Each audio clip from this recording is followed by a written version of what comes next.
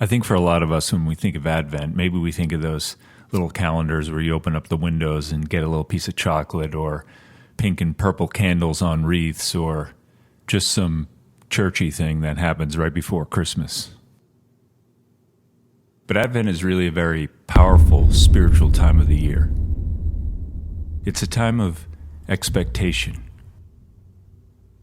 Yes, expectation of God coming in the past as a little tiny baby born in that thing you feed your animals out of.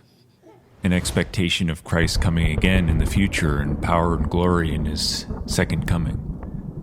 And also the expectation of Christ coming in the present moment, like right now as we speak, literally wanting to put his life directly into our hearts and our minds and our souls, if we allow him to.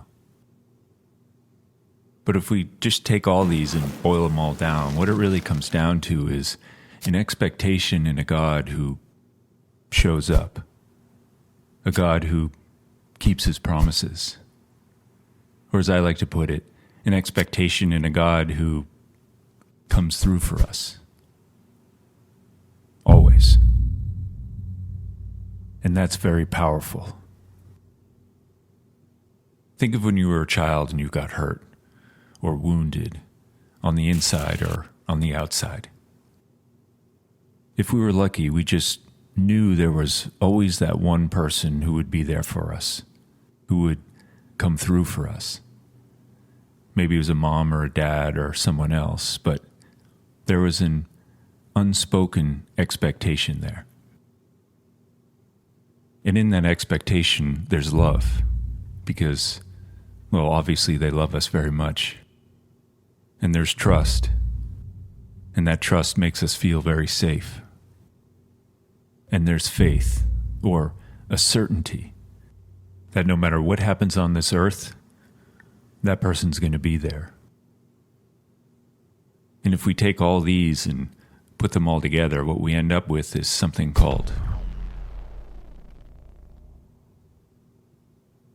To realize how powerful this really is, all we have to do is just think of the child who never had that person to come through for them, who never expected anyone to be there.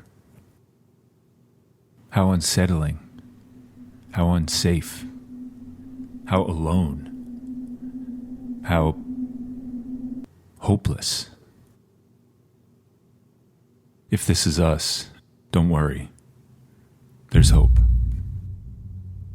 And now we're starting to get at what we're talking about when we talk about Advent. So my two very simple, and believe me, very humble thoughts for Advent and really the whole year are these. First, take a few minutes every day and just think about what hurts, our wounds, our fears, whatever it is we're worried about or we're struggling with, and name it. Because we have to start in a place of our brokenness. And then just take a deep breath and let it all go. And surrender it into that certainty of expectation in the one we know who loves us, in the one we can trust, in the one who keeps all his promises, in the one who comes through. And the second, much more challenging thing is this. Then just ask yourself, am I that person that the people in my life can trust with that certainty of expectation?